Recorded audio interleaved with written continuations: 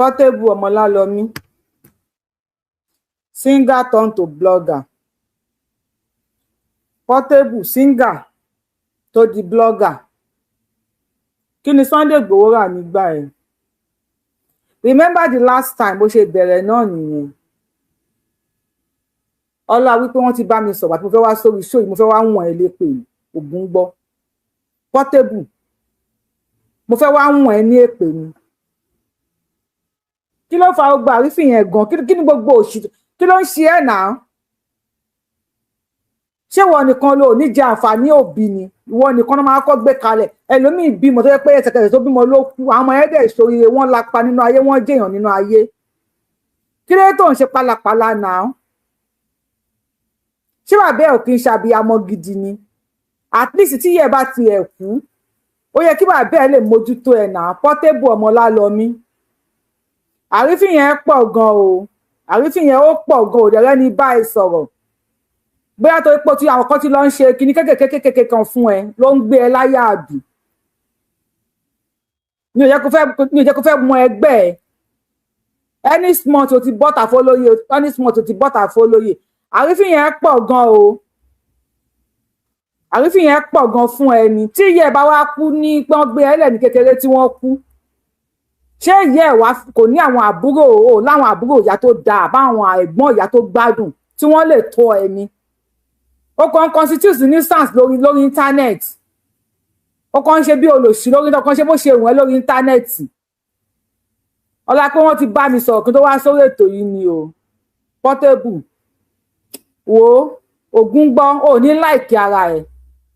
Ó lè máa ṣe eré ní tìpẹ̀ láwọn èèyàn kó máa wọ studio fún wọn, kó máa ṣe oríṣiríṣi fún wọn, kó máa tẹ́lẹ̀ máa bẹ́ẹ̀ lọ́wọ́ sí internet máa sú ẹ. Tí máa bẹ́ẹ̀ tẹ̀sẹ̀ bọ̀ lórí ọ̀rọ̀ Sunday Igboho, Portable internet máa sú ẹ. Tètè gbé fídíò ẹ sẹ́gbẹ̀ẹ́ mi ná. Kí ló ń ṣe ẹ? Kí ló rọ́ọ̀lù ẹ gangan náà? Ó dey park motor for road. Ọ̀rẹ́ ni bá ẹ sọ̀rọ̀ ni àbí o kàn ní respect mi. Portable ṣáàbí ìkọ́ni ẹni àbí àkọ́gbà. Èwo ló yà nínú gbogbo ẹ̀ náà? Ṣé Sunday Igboho yẹn sì kò tí ì bí ẹni tó ju ẹ lọ nínú ọmọ? Sunday Igboho kò tí ì bí ẹni tó ju ẹ lọ tó ń ṣe dáadáa nínú ayé nínú ọmọ.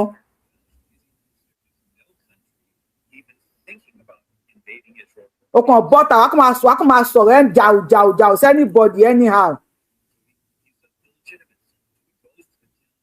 ọ̀rẹ́ ò fẹ́ yí àwọn èèyàn o. Portable ọ̀rẹ́ ò fẹ́ yí àwọn èèyàn. Ẹ̀yin tèmi ẹ̀ka rẹ̀ kásán ẹ̀ka ẹlẹ́kùn dédé àsìkò yìí according to the time tí ṣòyí bá bá yín.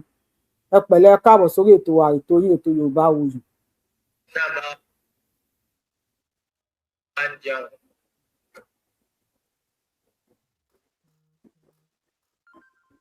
Èyí ni June 22nd 2026. Gbogbo ẹni tẹ́ bá mọ Portable, tẹ́ bá mọ bàbá ẹ̀, ẹ pè é kẹ́ fa bàbá ẹ̀ létí. Bàbá Portable Omolalomi, Yorùbáwùyí lórúkọ mi. Àwọn tó bá mọ bàbá ẹ̀ kàn fọ bàbá ẹ̀ létí. Tí ìyá ẹ̀ bá bí ẹ, gbogbo abiyamọ ló gbàdúrà pé kóun bímọ, kóun tọ́jú ọmọ, kóun jèrè ọmọ. Tí ẹ bá tẹ̀ wá bí ẹ pé làlúrí dé ìyá ẹ̀ jáde láyé, kí bàbá ẹ̀ lọ fẹ́yàwó mi àbí kó lọ rẹ́ǹtì àwọn ọmọ obìnrin níta tó máa bá tọ́ ẹ. Òpó tí wọ́n sọ íńtánẹ́ẹ̀tì ó ti pa bàbá ẹ̀ ní 419. Olólè ni bàbá ẹ̀. Tó bá ń bú bàbá ẹ̀ nínú ilé, má bú bàbá ní bàbá níta o. O lè má bú bàbá ẹ̀ nínú ilé kó máa gbé wá sórí íńtánẹ́ẹ̀tì kó máa sọ oríṣiríṣi sí. Má bú bàbá ní bàbá níta. Sunday Igboho kì í ṣẹgbẹ́ bàbá ẹ̀. Sunday Igboho kò kí ń ṣẹgbẹ́ bàbá ẹ̀. Portable singer turn to blogger.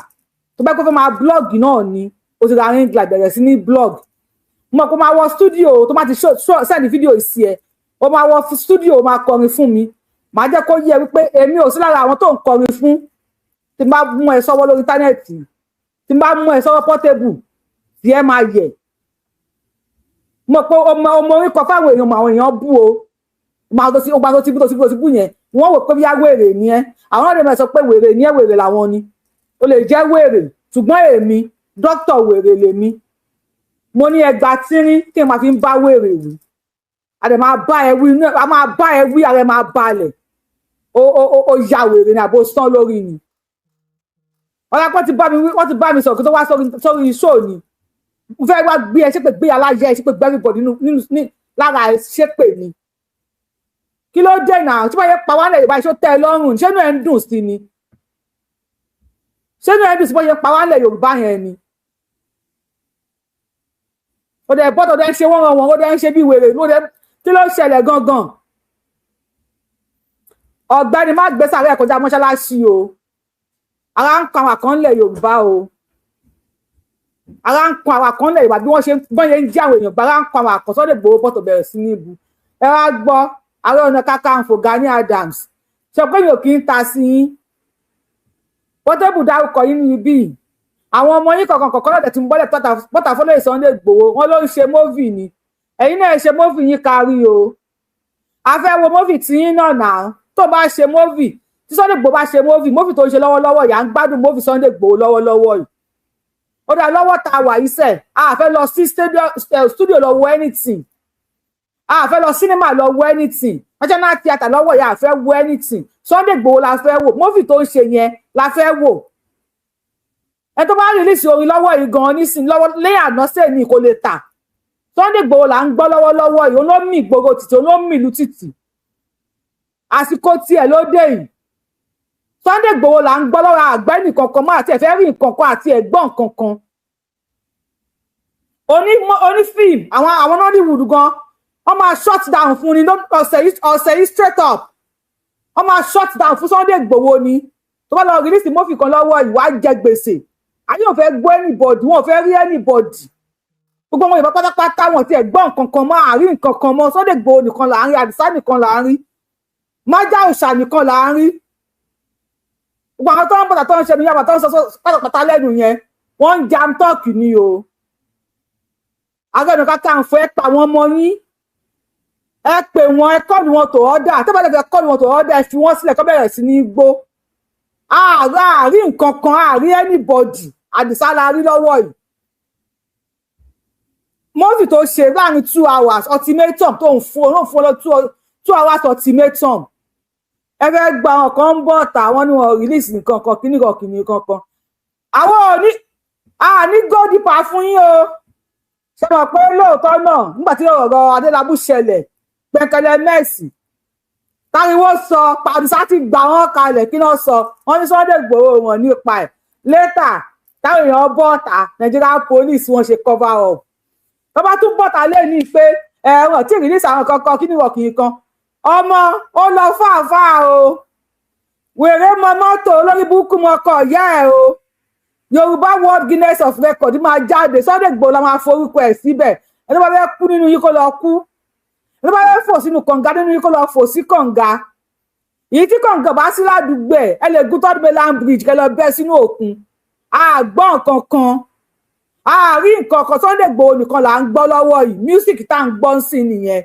ó ta lẹ́nu burúkú lírìsì ẹ̀ òkè báyìí ló ń lọ má yiri ẹ̀ wo ni o àwọn èèyàn má yẹ̀wò rárá ni wọ́n ń yẹ̀wò o fẹ́ yẹ̀wò bá wò ó lè yẹ̀wò má yiri ẹ̀ wo ni ẹni tó bá tẹ́ lọ́rùn ẹ lọ dínà mú Sunday Ìgbòho nìkan là ń gbọ́ lọ́wọ́ yìí transformer fáwọn tí ò níná ṣẹ́jú méjì ló pariwo 2 hours àbí wákàtí méjì 2 hours ló sọ fún wọn 2 hours ẹ release àwọn tẹ́ ẹ kó ó fẹ́ gbọ́ wèrè mọ mọ́tò àwọn náà mọ́kọ̀ ìyá wọn ọ̀rọ̀ tí release àwọn kan sọ́sọ́ fún gbogbo àwọn tí wọ́n kó ni wọ́n release àwọn kọ̀ọ̀kan tẹ́bà ti ẹ̀ rí mi lè play fídíò yẹn lórí page ṣùgbọ́n mo pààrọ̀ kọ̀ọ̀kan ti máa rí ó dẹ̀ pé ẹ̀rí bọ̀bọ̀ kan tí wọ́n dè mọ́gi nílùú Ìgbòho táwọn Fúlàní dè mọ́gi tó pé gbogbo owó ẹ̀ báyìí wọ́n ti di ẹsẹ̀ mọ́gi tó pé wà á fi lè kẹ̀dí jẹ́ kí n lè ṣú ẹ̀ mo dẹ̀ pààrọ̀ yẹn ti máa rí fídíò yẹn lórí íńtánẹ́ẹ̀tì ẹ̀ rí fídíò yẹn àbí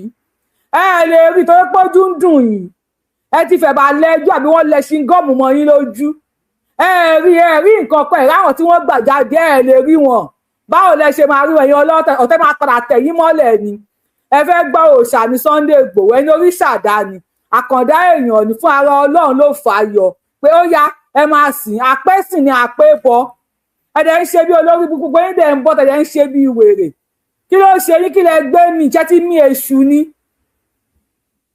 ṣé tí mèṣù ni ọba mo máa dárí pọ̀ kan tí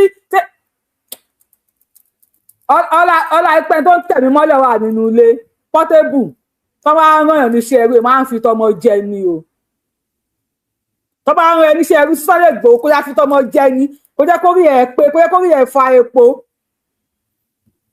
èmi ò ní wá wọ studio mi ní wá wọ studio Yorùbáwùyí lórúkọ mi rán ẹjẹ kó má wọ studio wo íńtánẹ́ẹ̀tì máa sú ẹ̀ àwọn tó ń bẹ tẹjọ́ ń ṣépè fún èmi ò ní bẹ́ẹ̀ ṣépè ọ̀rọ̀ tí màá sọ fún ẹ ọ̀rọ̀ tí kún gbọ́dọ̀ tí ẹ fi di ni kí ló ń ṣe tó ń ṣe bí olórí burúkú náà ó dájú bẹ́ẹ̀ ni pé wọ́n nìkan ló wà nínú lórí íńtánẹ́ẹ̀tì wọ́n nìkan torí ò bá gbé ẹ̀mọ́ tó kọ́ blọ́gà ló fẹ́ ṣe ó yá join blogger wọ ìmàdò bá ṣe bí ẹlẹ́dẹ̀ náà kò bá bàlù jẹ tẹ́rí bá jọba yìí oníkù kan ṣoṣo ó ga o àbọ̀ ọmọ tó sọ pé ó jí ọ̀kadà kò nígbà yẹn kọ́ leléyìí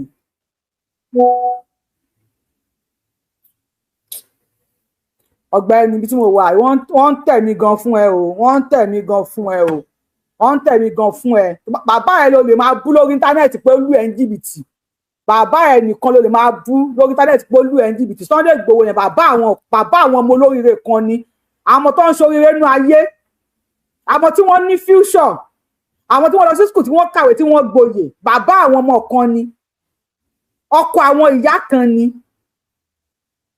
bàbá tó wà responsible ni tí kìí bàbá tó mẹ kọ́lé tó ń jìṣó èmi kúkú kọ́ ni mo sọ orí íńtánẹ́ẹ̀tì náà ló ti sọ pé òun kọ́lé bàbá ẹ̀ ń jìṣó so bàbá àwọn kan ní Sunday Igboho bàbá àwọn ọmọ tó responsible ọkọ àwọn obìnrin tó responsible ọkùnrin ẹ̀yọ̀kan tó responsible ààrẹ Gani Adams lẹ́ẹ̀kan sí ẹ mú àwọn ajá yín ẹ mú wọn so tó bá yẹ pé èèyàn tó lóyìn Sunday Igboho jọ máa ṣiṣẹ́ pọ̀ alábàámùsọ aláàbà yíyanjú ẹ̀ tẹ́bàdẹ̀ níjọ ṣiṣẹ́ pọ̀ alábàámùsọ aláàbà yíyanjú ẹ̀ kọ́tí mo kọ́ bẹ́ẹ̀ mọ̀ ní wípé èèyàn ẹni tó gbẹ́kòtò gbẹ jù ẹni tó kó síbẹ̀ kò dá lápá ọmọ Yorùbá ò kí ń ja àjàdíjú bẹ́ẹ̀ tẹ́ bá rò pé bóyá àwọn èèyàn sọ pé ìlara ni wọ́n ní ìlara ó máa ń ṣẹlẹ̀ bẹ́ẹ̀ náà pé ìlara máa ń ṣèyàn bẹ́ẹ̀ akọ lára wà abo lára wà ẹ̀mẹ̀ntẹ́ni champion yìí o ẹ̀mẹ̀ntẹ́ni champion yìí ẹ̀mẹ̀ntẹ́ni ẹ̀ dáadáa àwọn ọmọ yẹn Sunday Igboho bó ṣe wà yẹn lọ́wọ́ yìí ṣe ni kéèyàn bọ́ sórí íńtánẹ́ẹ̀tì tó sọ pé ó dòyà ọ̀hún àwọn ayé ò gbọ́ nǹkan kan kẹ́ni bọ́ọ̀dì bọ́ sórí íńtánẹ́ẹ̀tì ní ti kó ní Sunday Igboho ṣe kinní kan àárín nǹkan kan àti ẹ̀mọ̀ pé àti ẹ̀gbọ́n nánà 1 million àwọn ọmọ tó ń sọ̀rọ̀ yẹn wọn ò lè fa Sunday ẹ wèrò náà ó lọ sí Igboho ẹ wèrò ní Igboho nìkan ẹ wèrò náà evidence wo ló tún kù pé Àdìsá àti ya ìgbà ló nígbà máa ń lò ìgbà ló nígbà ń lò 20 ọdún lé ní 100 ọdún lé ní májàsọ́lá Àdìsá òòṣà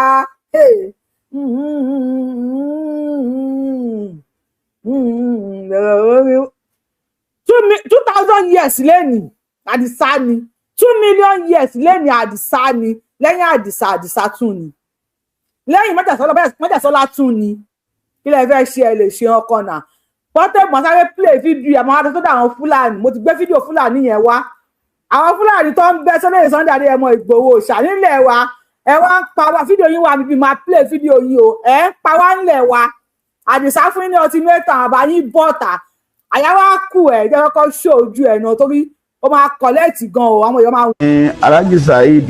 Alhaji Saheed gbẹnu ẹ̀ dákẹ́ máa kọ̀lẹ́ẹ̀tì bó ṣe wà yìí lẹ́ni Alhaji Saheed ọmọ Fúlàní ó máa kọ̀lẹ́ẹ̀tì ẹ̀yin tẹ́ ń flag show yẹn tẹ́ bá flag ẹ̀wọ̀n ìyá yín kò ní dáa fún ìyá yín Ọlọ́run wẹ́n tẹ́ ń flag show yẹn tẹ́ bá gbọ́wọ́ kò mẹ́ kò ní dáa fún ìyá yín Ògún gbọ́ àwọn tó ń wò mí wọ́n lè máa wò mí o kọ́ máa wò mí títí ẹ máa fi flag show yẹn down ṣé mo pẹ́ ṣé níjẹ̀ta ajé èmi ò ríro mo tún wá sórí show lẹ́nìí èmi àti YouTube tí wọ́n máa fà á ní tẹ́ bá report page mi má bá fi gbẹ̀mí lẹ́nu YouTube wọ́n máa release ẹ̀ fún mi wọ́n máa email wọ́n máa send letter ọ̀gbẹ́ni àwọn péjì tẹ́ ń wo ìmọ̀ ń náwó lórí ẹ̀ o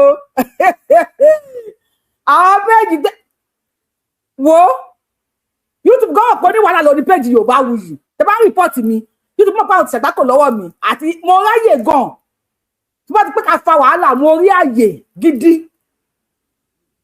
mo ráyè gidi o Àdìsálà mọ́ Alhaji Saheed onífìlà pẹkutu mò ń bọ̀ wá bá jẹ́ kí Portable kọ́kọ́ sọ̀rọ̀ gómìnà rẹ̀ ti sọ̀rọ̀ ẹ̀yọ́ ọmọ Yorùbá tẹ̀kọ́ ṣe bí olórí burúkú ẹ̀kọ́ ṣe bí wèrè gómìnà ti sọ̀rọ̀ o àwọn bá ti tó parí gómìnà ti sọ̀rọ̀ lórí ẹ̀ o I have the video here also tí máa tún play fún yín ẹ̀yẹ́ bẹ̀rẹ̀ sí máa bá ẹ̀yẹ́ kẹ́ máa ṣe bí olórí burúkú gómìnà support àwọn wèrè yìí gan o tún ti bọ́ta lẹ́ni o tún ti sọ̀rọ̀ máa play video ẹ̀ fún yín ẹ̀yin wá ń jà nílẹ̀ Yorùbá ẹ̀ ń bára yín fa wàhálà ọ̀dà kọ́ńtà kú lọ́gbọ̀ ẹ̀ ṣe tí lọ́tọ̀ọ̀tọ̀ ẹ̀ ṣe tí káwa gan ṣe tiwa ẹ̀ ṣe tí káwa náà ṣe tiwa dandan ní na by force má domi má dorogún mi abẹ́ ẹ̀ṣẹ̀ ló máa fọwọ́ mú nà ẹ lè wọgbó Sunday Igboho dẹ̀ wọgbó ẹ nǹkan ló máa ṣe nà má gbáyé má gbọ́n apọ̀ lọ́ngàn òka ẹ má máa ṣe bí olórí burúkú wájú tèmi o ayé làgbé àbẹ̀rí ni mò ń jẹ èyí ni June 22nd 2026 ẹ̀yin tí Yorùbá wù yẹ káàrọ̀ ẹ̀ka sàn ẹ̀ka alẹ́kùnrin àsìkò yà according to the time tí Yorùbá ẹ̀ka gbọ́ ọ̀rẹ́ ní Portable náà bàbá àfà Saheed Fúlàní ló sọ ẹ̀ ṣe fẹ́ fèdè Fúlàní sọ̀rọ̀ àfà Fúlàní kí ló tó fèdè Fúlàní sọ̀rọ̀ tó lọ́ fi èdè Yorùbá sọ ó yẹ kó fèdè Fúlàní sọ nìyà ká máa bóyá ẹ̀ lédè ni if you are on TikTok and you want to watch me come on Yorùbá YouTube ẹ bá fẹ́ wo fídíò yìí ẹ máa bọ̀ lórí YouTube Yorùbá Wuyì ó kàn tó fi ń wò mí lórí TikTok yẹn náà lè máa fi wò mí lórí YouTube Yorùbá Wuyì náà ni mò ń jẹ́ lórí YouTube ẹ jẹ́ ká gbọ́ ọ̀rọ̀ lẹ́nu Portable ó fọ́ọ̀mù gan ni pàápàá. Park motor for road different with guns with men contact say this our papa land Fulani don collect am na una papa land we dey talk abi mo na enter bush the same location wey dey. So no we no collect our papa land but still worry your head now. But they worry your head now, no collect our papa land. Which one be your own now? You be do ball. Where you from come for self? I bet when my head no tashy for you this afternoon. If my head tashy for you, no go like am. If you get weary for head, some people get shimbaka for head. We get cane. Egba to ma fi n bomo to ba ya wèrè we dey here. Ti ya wèrè ni. Now, go and rescue. Is that about showing us different land? Say our papa land. We won't use Nigeria opportunity to connect the land bank. So we know ní opportunity yẹn gbalẹ̀ wa padà. Tinubu ló wà ńbẹ̀ na party Buhari wà ńbẹ̀ àrílẹ̀ wa gbà na. Tinubu wà ńbẹ̀ si sha ní gbalẹ̀ wa padà ni. You shop wish. Go and rescue. Is that about showing us different land? Say our papa land. We won't use Nigeria opportunity to connect the land bank. Say my opportunity you just let baba yin. Now, una no know say una dey set una up. En ta ló fún yín láṣẹ. En gbé mọ́tò. En gbada. En gbé bon. En wọnú igbó. Láì gbaṣẹ́ lọ́wọ́ ìjọba no be soldier. Okay, you go explain taya. Ó ya wèrè ni. Wọ́n gbada wọ́n gbé bon. Wọ́n orógùn náà bá gbé wọnú igbó. Wọ́n gbada wọ́n gbé bon. Ó rí pákó kò gbélé wọn lọ́wọ́ kan gbé wọnú igbó tó àwọn Boko Haram tó wọ́n gbéyàn yẹn ọmọ ogun làwọn gbé wà bọ́ kò gbálẹ̀ dání ó dùn mí pé time tí mo ṣe show yìí remote mi ẹ tó mú remote mi dání wà lára ǹdì Obama collect ogun gbọ́. I will not be police so they go up and down ẹni ìrù ẹṣin àbí ìrù màlúù àbí ìrù lion àbí irú ẹkùn tí àwọn àmọ̀tẹ́kùn dẹ̀ ń wò yìí o àwọn ọdẹ wà nùgbò nọ́mọ̀nọ́mọ̀ àwọn Fúlàní tẹ́ náà wẹ̀ yìí láyé àtijọ́ láti mọ̀ pé nùgbò ni Fúlàní ti ń sin màlúù náà lọ ká ọmọ nùgbò ṣé gbogbo Fúlàní ni bandit ṣé gbogbo Fúlàní ló ń kidnap. Ok wọ́n sin màlúù nínú igbó ṣé àwọn máa kéèyàn wọ igbó ni àbó ti wọ nǹkan lóòsì ni ṣé àwọn máa káwọ èèyàn wọ igbó ni. Àwọn ọdún pàtó máa jíwọ̀ fún ara ẹgbẹ́ kó tó máa fà kó tó mọ̀ what is going on. Opportunity gbalẹ̀ bàbá yín padà rí. Nọ́mà ìjà tẹ́lẹ̀ ẹ̀rín àtàwọn Haúsá àtàwọn Tunisian bàbá yín fà tẹ́lẹ̀ ọ̀tọ̀.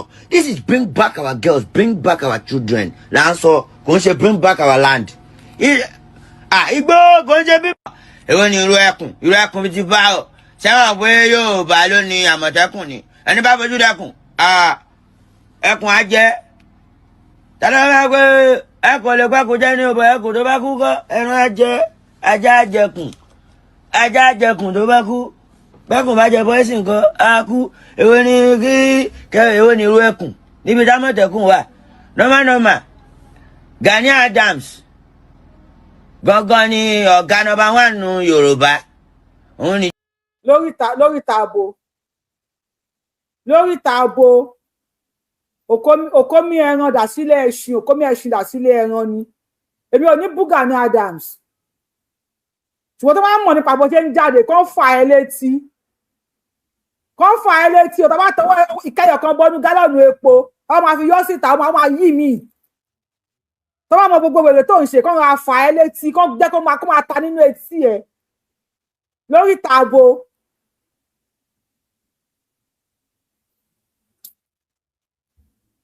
In fact ẹjọ́ ẹ̀kọ́ táìm tí mo ṣe ṣóòyì táìm tó yẹ pé kọ́kọ́rọ́ mi wà mí tó ti ń dùn. ìjọba gbéṣẹ́ fún ń pé tógun bá ń bọ̀ ń lù àbí náà ọ̀dẹ̀. èwo ni wọ́n ràn wọ́n rán náà èwo ni distraction àbí kí ló ń pè náà. ṣé bàbá bẹ́ẹ̀ ló ń ṣe wọ́n ràn wọ́n àbí ta ló ń ṣe wọ́n ràn wọ́n ṣé bàbá ẹ̀ ló ń ṣe wọ́n ràn wọ́n àbí ta ló ń ṣe wọ́n ràn wọ́n ṣé bàbá ẹ̀ tó kọ́lé tó ń jíṣò ló ń ṣe wọ́n ràn wọ́n ni àbólé Sunday Igboho ló ń ṣe wọ́n ràn wọ́n. àrífín yẹn pọ̀ gan o Ọlọ́run àrífín yẹn ó pọ̀ gan. èwo ni irú ẹkùn ṣe ti gbàgbé pé àmọ̀tẹ́kùn wà ní àmọ̀tẹ́kùn. ó lògùn sọyè ní ò jẹ́ kó mọ̀ tó bá lògùn sọyè wàá mọ̀ aláàrífín ọmọ tí nǹkan ò bí. kọ́ pé bàbá ẹ̀ kọ́ fa bàbá ẹ̀ létí o bàbá ẹ̀ kọ́ pé kọ́ fà á létí gan tí Yorùbá wì tí má bẹ́ẹ̀ tẹ̀sẹ̀ bọ́ wo àánú ara ẹ máa ṣera ẹ lórí íńtánẹ́ẹ̀tì tá bá mú bàbá ẹ sọ̀rọ̀ àánú ara ẹ máa ṣera ẹ tí yẹ bá kú sí bàbá ẹ ò lọ́pọlọ ni tó lè fi fà ẹ tó lè fi kọ́ lẹ̀ tó ọ́dà.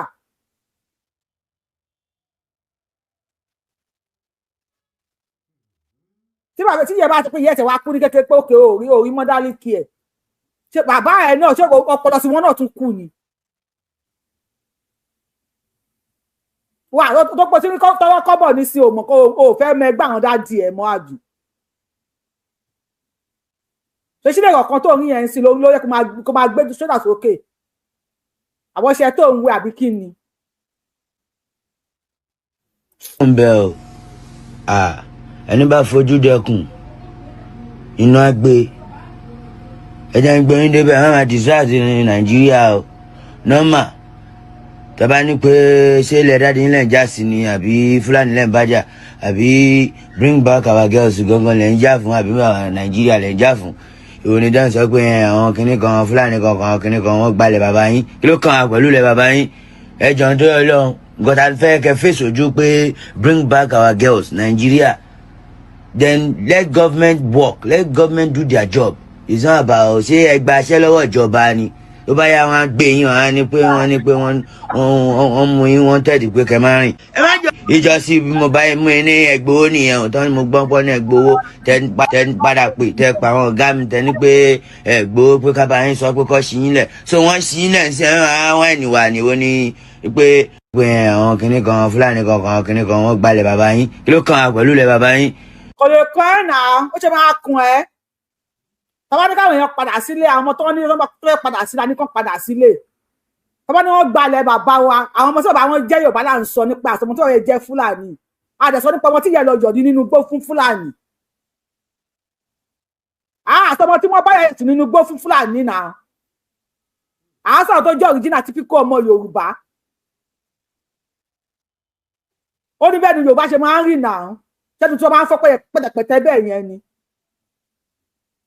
ṣé ẹni sọ máa dàbí ẹnu ajẹgóró ni ó ní bẹ́ẹ̀ ni ọmọ Yorùbá ṣe máa ń rí ó ní bójú ọmọ Yorùbá ṣe máa ń rí wà máyẹ̀ kínú bí mi o máyẹ̀ kínú bí mi mo kó wa padà wọ stúdíò tó bá dẹ̀ wọ stúdíò tó bá wọ stúdíò íńtánẹ́ẹ̀tì máa sú ẹ láti wá tó bá wọ stúdíò ó ń ṣe èrè. ẹ jọ̀ọ́ tó yọ lọ́hùn nǹkan tá a fẹ́ kẹ́ fèsì ojú pé bring back our girls Nigeria then let government work, let government do their job. It's not about. Láwọn àmì àtàwọn ọlọ́pàá Nàìjíríà wọ́n ní Sunday Igboho dúró sí tí Sunday Igboho ló lọ rẹ́ǹtì wọn ni let government work. Ṣé Sunday Igboho ló lọ rẹ́ǹtì wọn? Sunday Igboho ló kàn déédéé kó wọn sí ẹ̀yìn ara ẹ̀. Gọ́ọ̀mẹ̀ntì kan ló ń ṣiṣẹ́.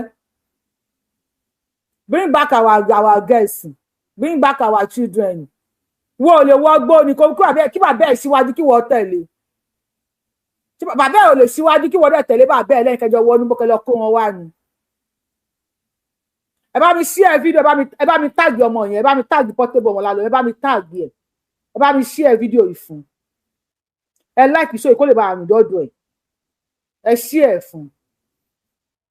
Wa ọ̀gbẹ́ni jẹ́ kó rí ẹ̀ fa epo o. Jẹ́ kó rí ẹ̀ fa epo gidi gan ni. Ṣé ẹ gba iṣẹ́ lọ́wọ́ ìjọba ni? O ní Google, kó lọ bèrè lọ́wọ́ Google. Àbí kó lọ bèrè lọ́wọ́ kó bẹ́ẹ̀ kó bèrè lọ́wọ́ fọ́fadà ẹ̀. Tó bá yá wọn gbé yín wọ́n ní pé wọ́n mú yín wọ́n tẹ̀dí pé kẹ́ máa rìn. Ẹ má jọ.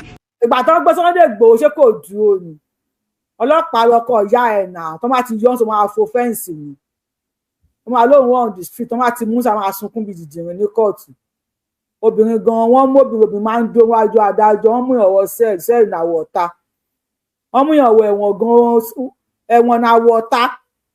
Wọ́tọ́ kan máa ń mú lásán wọ́n sẹ́ máa sunkún máa kà bòròbòròbòrò ní ìyá kinní kan wèrè ló ń ṣe ẹ̀ kinní kan ló ń ṣe ẹ̀. Wá ọ̀gbẹ́ni padà sí bí wọ́n ti ń tọ́jú ẹ̀ kó lọ máa gbó o. Padà sí bí wọ́n ti ń tọ́jú ẹ̀ kó lọ mú àgbo ẹ̀. Sọ̀rọ̀ ọ̀dọ̀ Sunday Igboho tó ń kó tí wọ́n láwọn ọkọ̀ wálẹ̀ ètò ìyẹ́lẹ̀ kẹta ọ̀dọ̀ Sunday Igboho tó ń lọ yìí. Wá bàbá ẹ̀ máa kọ̀lẹ́ẹ̀tì o ògún gbọ́ àwọn kéékèèké tó máa fi bàbá ẹ̀ ṣeré ni. Wá ìjọsí bí mo bá mú ní Igboho nìyẹn ọ̀tọ́ ni mo gbọ́n pọ́ ní Igboho tẹ́ ń padà pé. a gbọ́dọ̀ àti pé kòkòrò wà nù etí ẹ̀ wà tó bí ẹ wọn pétí fún ẹ náà tó pétí fún ẹ ni wọ́n kàn bí ẹ dàálẹ̀ bí ọmọ ẹran ni náà tó pétí fún ẹ wà tó bí ẹ ni. Tẹ pa àwọn ọ̀gá mi tẹ ní pé Igboho pé ká bá yín sọ pé kọ́ sí yín lẹ̀ ṣé wọ́n sí yín lẹ̀ ń sẹ́yìn àwọn. ìwọ tí àwọn ọlọ́pàá lásán mú àwọn ọlọ́pàá mú tó ń sunkún bí bébì wọ́n ló bá Olóyè Sunday Igboho bẹ̀rẹ̀ tó wọ́n fi ṣí sílẹ̀ àbí àwọn ọ̀gá ẹ̀yìn kílẹ̀ tó ṣúlẹ̀ ni wọ́n máa tún pè wọ́n pé kán pè ẹ́ sákèésì tó bá pè ẹ́ sákèésì tó bá wá gbọ́ padà sórí íńtánẹ́ẹ̀tì bàbá ẹ̀ ò nílé rìn ládùúgbò bàbá ẹ̀ ni mo sọ kò nílé rìn ládùúgbò àwọn àwọ̀ lórí íńtánẹ́ẹ̀tì bí mèsù ṣẹ̀dá ṣe máa wọ wọ́n máa fún ẹ lówó ọ̀gbẹ́ni jẹ́ kó rí ẹ pé ó táwọn àti àwọn ògbọ́n nǹkan kan wọn láwọn kan tó lọ ń tì ẹ lẹ́yìn pé ẹ lọ jáde fún Sunday Igboho you go learn in the hard way o àwọn ọ̀rẹ́ ń ṣẹ́ wọ́n ọmọkọ́mọ èkejì ara ẹ̀. wọ́n ẹni wà ní wọ́n ní pé nọ́mà Igboho ìlú yín ni ẹ ti lè jáde tán pé tó bá fẹ́ ẹ̀kọ́ yìí wà tó bá fẹ́ ká confirm yín pé ìrù ẹja yín àbí ìrù màálù yín àbí ìrù ẹkùn yín tòótọ́ ni go and bring back our girls get our. wà á gbé bàbá ẹ̀ síwájú ìjọba wú òkú ìyá ẹ̀ tẹ̀lé òun náà máa wá tẹ̀lé wọn ẹ lọ káwọn bring back your girls alájà ẹ̀ tó kó sínú igbó wa eré má ti ya wèrè kẹ. girls for us ẹ wọnú igbó èwo ní tẹ́lẹ̀ lọ́dọ̀ àwa náà ní gbòòrò ànínú gbòǹbí o ànínú gbòǹsángo táwa náà lè kọ́ àwọn mọ́pọ̀ wọ̀ o táwa náà lè máa náà sáàṣì bandit o ẹ máa ń wáìnì wá Nàìjíríà o èwo ní tẹ́lẹ̀ bọ̀dì jẹ́ lọ́ ń wáìnì everybody lọ́ ń wáìnì àkàn lè kó nǹkan sọ́wọ́ tàbí kó nǹkan ọjọ́ tó máa kó mọ́tò tẹ́ pé àwọn máa náà ń wá bandit nínú gbó nínú gbó nínú lógbò bíbá yìí nínú Ṣàngó obìnrin ṣe ilé bàbá yín lẹ̀ ń jáde ẹ̀rún ni àwọn Fúlàní gbalẹ̀ bàbá ṣe ilé bàbá yín là ń sọ àbí kẹ àwọn nǹkan tó ṣe Nàìjíríà àwọn ọmọ ẹ lọ bẹ̀ tẹ́ bá mọ̀ pé ẹ nágbára. ẹ má jọ gẹ́rù ẹkùn Àmọ̀tẹ́kùn bẹ́ àǹdésàlẹ̀ àǹdé everywhere ní Àmọ̀tẹ́kùn wà Odùwà wà o mi ò rán sáyẹn ẹ kájọ wà lẹ́yọ̀kan èwo ni táwọn ọmọ Nàìjíríà wa Yorùbá wa náà là ń ṣera wa ẹ jẹ́ ká dúró ti bàbá Tinubu ká dúró ti Tinubu kó lọ lẹ́ẹ̀kejì Tinubu ń lọ lẹ́ẹ̀kejì ẹ jẹ́ ká dúró ti Tinubu ẹ má yẹ kó bàjọba Tinubu jẹ́ àsìkò Buhari Boko Haram wà àsìkò Jonathan Boko Haram wà àsìkò Tinubu ṣé àwọn bá nílò ẹ bá fi dàrá mú kí láti rí wọn ju pọ́ǹpù kan kájà dúpẹ́ pé they no bomb people for Tinubu time thank God say they no bomb people for Tinubu time God bless Tinubu. I believe in Tinubu. We believe in. We get hope. Hope day for Tinubu. Tinubu yẹn gangan ló ń lọ lẹ́ẹ̀kejì òun gangan la wá ní hope pẹ̀lú. Kẹ́pà yọ sílẹ̀ bá iwájú bàbá yín. Ẹ dìbò. Bàbá ti wọlé. Bẹ́ẹ̀ tí ẹ dìbò Tinubu ti wọlé. Mo bá wù yín kẹ́ pààyàn síwájú lé bàbá yín Tinubu bá wọlé. Ògùn ìyá yín ni ẹ máa sìn. Ọmọ àlè ó ti lé fọ́ìlì gbogbo yín ẹ̀bọ̀yẹ jóná. Ó ti lé fọ́ìlì àbí ta ni plug tó ń tọjà fún ẹ. Ẹni tó ń tajà fún ẹ tó ń tàkùtà fún ẹ kí ni wọ́n ń lọ̀ mọ́ iṣẹ́ fún ẹ náà. Ó ti lé fọ́ìlì gbogbo yín ẹ̀ ti jóná ta ló ń tajà fún ẹ náà. Wọ́n kọ́ lọ ń ta fẹ́ẹ̀kì fún ẹ wọ́n máa kọ́ lé fọ́ìlì ni.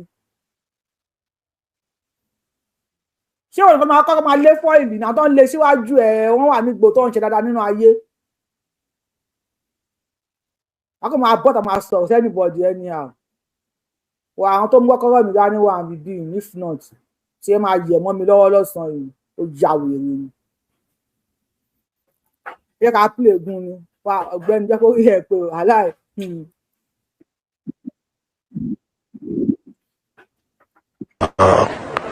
Beyond what they are doing now, because yes, it can get worse. We don't want to push them into that terror. Beyond what they are doing now, because yes, it can get worse. They have shown us their willingness to negotiate. So people that are ready to negotiate, why are you rushing to just declare them bandits so that you can use whatever weapons you bought? Before they used to catch Boko Haram and present them to the authorities in Zamfara. But now if they're all terrorists. Secondly, the only door that remains, that is we clergy to go in and negotiate with them, is closed down permanently. Ọmọ Yorùbá tẹ́tí pọ́sọ́nì gbò wọ́n àti fíìmù wọ́n àti móvì àwọn àánú èmi Yorùbá wù mí mọ́ àtàwọn tó ń wò mí mo láìkí móvì sọ́nì gbò máa àti entertainer ó láìkí máa entertain èèyàn mo dẹ̀ fọ́ fún mi ní fọ́ fún kẹ̀ mo fọ́ fún entertain yẹn gan bóyá entertain mi yẹn mo fọ́ fún bóyá ń ṣe móvì bóyá ń ṣe action móvì ẹni mo tó wá tiẹ̀ ṣe mo fọ́ fún mo gbọ́ nǹkan kan kò bá àjò yàrá mi mọ̀ pẹ́ ìsọ̀rọ̀ mi gbọ́ mo fẹ́ mo ó ní Gúnmi ló tún bọ̀tà lé ní ìsìn ó ní gbogbo àwọn tí wọ́n pa yìí ó ẹ bá mi tàbí pọ́tébù fẹ́ kó gbọ́ngàn tí Gúnmi sọ pé àwọn tí wọ́n pààyàn yìí tí wọ́n ń jíyàn gbé tí wọ́n gba ransom yìí ó ní kí ló tẹ̀ pé wọ́n ní bandits. There are two different words. Bandit, terrorists. Bandit ti jàgídíjàgan tó ṣe jàgídíjàgan bí ká já nǹkan gbà ká fa wàhálà àwọn ni wọ́n ń pè ní bandit o. Gúnmi sọ pé lọ́wọ́lọ́wọ́ ìgan ó ní why tẹ́ ń pè wọ́n ní bandit. So ẹ lè pè wọ́n ní bandit nípò tó bá pè wọ́n ní terrorist ní Gúnmi sọ fún yín. Ó ní ẹ lè pè wọ́n ní jàgídíjàgan dípò tó bá pè wọ́n ní agbésùnmọ̀mí. Ó ní why tíjọba Tinubu ń rọ̀ ṣáàtì máa pè wọ́n ní bandit. So ẹ lè di and sọ́tàlọ́ Sókótó bọ́tà ń jọ̀wọ́ ó láwọn tó ń sọ̀rọ̀ lórí íńtánẹ́ẹ̀tì ó ní terrorist ní gbogbo yín. Ẹni tó bá ti sọ̀rọ̀ ní sí terrorist ni ẹni tó bá gbé ìbọn tó lọ pààyàn odidi major general ni wọ́n pa níjọ̀wọ́ bí ṣe ti rẹ́sẹ̀ máa yẹn tí wọ́n fi ewé sórí ẹ̀ mo ní ẹsẹ̀ yìí ejò ló sọ máa yìí mo lẹ́jọ́ ni wọ́n pátá ó kú báyìí tó ń gbòkú ẹ̀ wá ìyàwó ẹ̀ ti sọ̀rọ̀ láàárọ̀ yìí sí mi ò bí a kí ni ìwúmọ̀ ẹ̀ ti wà tó sí níbí ìyàwó general ẹ̀ ti sọ̀rọ̀ láàárọ̀ yìí ó ní gọ́vnà sọ wípé ọkọ òun wípé ó ní diabetes ó lọ́kọ òun ò ní diabetes ó ní òun àtọkọ òun ó lọ́wọ́ òun bá lọ́kọ òun kú sí ó léjò ló sun ọkọ òun nínú igbó odidi major general cannot be rescued ó ní ejò ló sun ọkọ òun nínú igbó ìgbà tí ejò dẹ̀ san bóyá tó bẹ̀ sí ní tó dojọ́ kìjọ́kì bẹ̀ sí ní gas ó lọ́wọ́ òun ló kú sí ó bẹ̀rẹ̀ sí dákẹ́ gbẹ̀rù báyìí ni wọ́n gbé sórí ọ̀kadà tí wọ́n ń gbé lọ bẹ́ẹ̀ kí àwọn ọmọ bá pariwo wọ́n yìn níbọn unfortunately ẹsẹ̀ àbápá níbọn ti bàyàwó general a all major general equivalent to Nigeria a country president general mélòó ni wọ́n ti pa Nàìjíríà now Gúnmi is now saying ní ẹ̀tọ́ láti pè wọ́n ní bandit ní kò tó máa pè wọ́n ní terrorist only they are open for negotiation mo lè ti ka nínú pépà láàárọ̀ yìí sí tí Bello Túnjí sọ fún ìjọba Nàìjíríà wípé àwọn ready fún negotiation or ogun ó ní we are ready for either negotiation or war wọ́n láwọn ti ready fún ogun Bello Túnjí sọ láàárọ̀ yìí náà tí wọ́n wá ṣe ni pé ẹ̀pẹ̀yẹ bẹ́ẹ̀ fẹsẹ̀ ẹ̀rọ gbẹ́ ẹni bí àkísà yẹn là. Ó kẹ́ Sunday Igboho ó ti wáyé pé òun ṣe Àmọ̀tẹ́kùn wà ń bẹ̀ kíní kan wà ń bẹ̀ kíní kan ṣòkòtò kò wà ń bẹ̀. Ó kẹ́ Sunday Igboho káti gbogbo àti ẹ̀ wá gbé móvì ló ń ṣe móvì yẹn ẹ jẹ́ ká pọ́n móvì yẹn ká pọ́n lé. Ìwé lásán ni Báíbù àwọn ọmọ ọdún tó ti kọ Báíbù wọ́n pọ́n lé ni.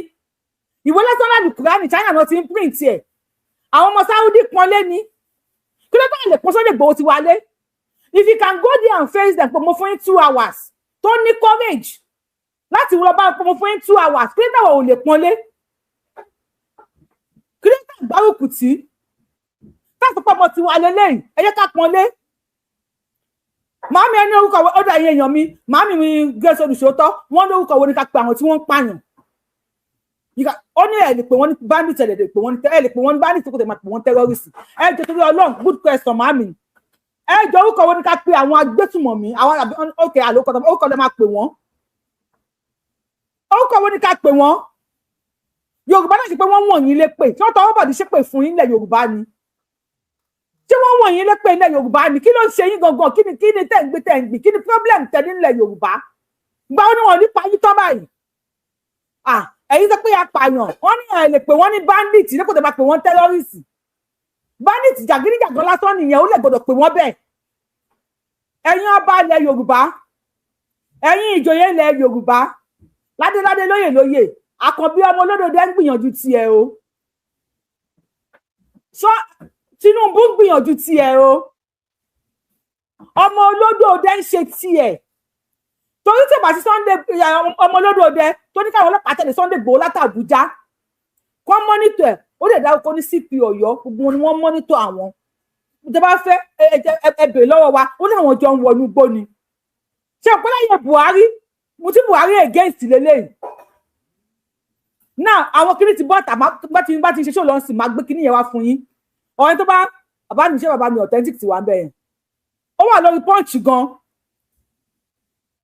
Wọ́n sọ pé àwọn ti ready fún ogun. Yes. Ó ní àwọn ti ready fún ogun. Ó ní kí Nàìjíríà kan bọ́ta káwọn negotiate kí ni wọ́n fẹ́ gbà.